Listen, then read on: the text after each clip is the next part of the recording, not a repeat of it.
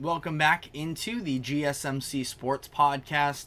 Next, we are going to be talking about Brandon Ingram and the New Orleans Pelicans. A report came out yesterday from William Giori, apologies if I mispronounced there, of The Athletic, reported on Monday that the Pelicans are unlikely to sign Brandon Ingram to a max contract. He's going to be eligible as he is entering the final season on his contract, and it is really interesting when you try and evaluate what Brandon Ingram is as an NBA talent, because of course he has been an all-star before and he's been the most improved player before. We have seen a lot of shining moments for him, but at the same time, I think that what you saw from him in the postseason this year is a little bit indicative of what his career as a whole has looked like at this point, where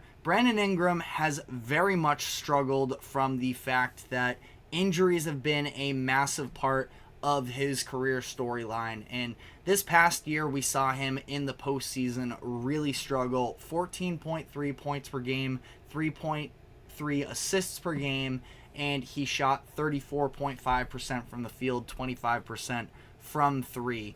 And every one of those stats were down from his regular season averages, where he was a 20-point per game scorer, averaging 5.7 assists, 5.1 rebounds, with much better efficiency. So, shout out Lou Dort. He had Brandon Ingram absolutely in jail. It's not easy to come back from a lower body injury in a moment like that and go up against a very physical, lengthy defender in Lou Dort. But it does sort of make me think, is it fair to say that he lost himself money with his postseason performance?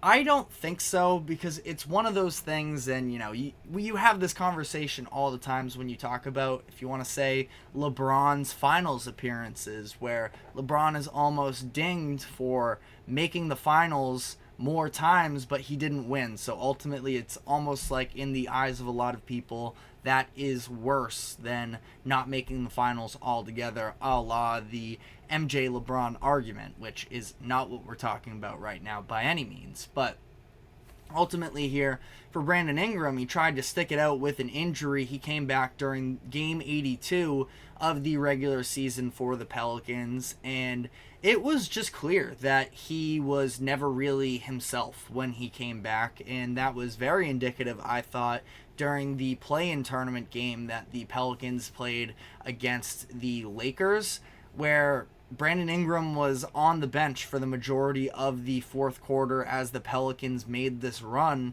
where they had a lineup that did not include him and favored instead Trey Murphy III, who was playing excellent, which is why a lot of people were critical of head coach Willie Green when he decided to keep Ingram on the bench in that situation. I had no problem with it, really. Now, once Zion goes down with injury, maybe you want to bring in Brandon Ingram instead of CJ McCollum, who then got hunted defensively.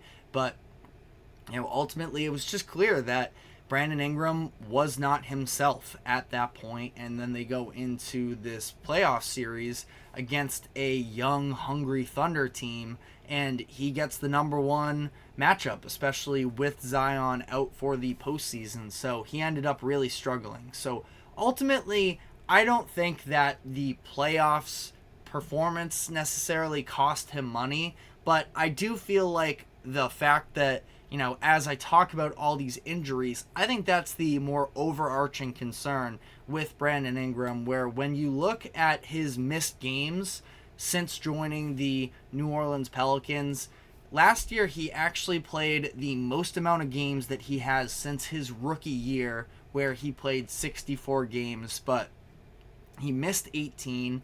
Again, since joining the Pelicans, he's missed 18, 37, 27, 11, and 10 over the course of these years. He's missed 103 out of 390 regular season games for the Pelicans since joining them. That is obviously taking into account the fact that both the 2019-20 and 2021 seasons were both COVID years, but it goes beyond that as well, because he also missed 30 games in 2018-19 with the Lakers and 23 games in 2017-18. So again, injuries are just a massive part of the story behind Brandon Ingram, who has been an all-star, who has averaged, 23 plus points per game 3 times in his career up to this point.